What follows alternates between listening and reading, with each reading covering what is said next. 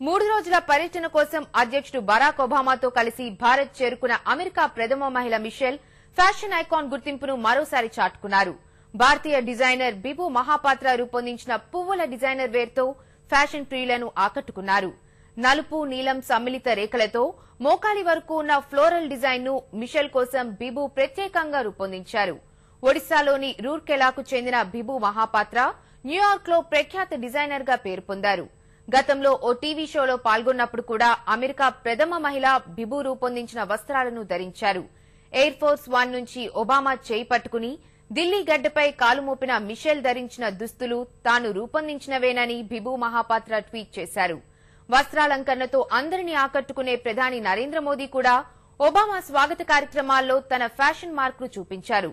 పాలం విమానాశ్రయంలో బరాక్ దంపతులను స్వాగతం పలికేందుకు వచ్చినప్పుడు హుందాగా కుర్తా పైజమా ధరించిన మోదీ రాష్ట్రపతి భవన్లో జరిగిన సంప్రదాయ స్వాగత కార్యక్రమానికి బందగాల సూట్లో వచ్చారు.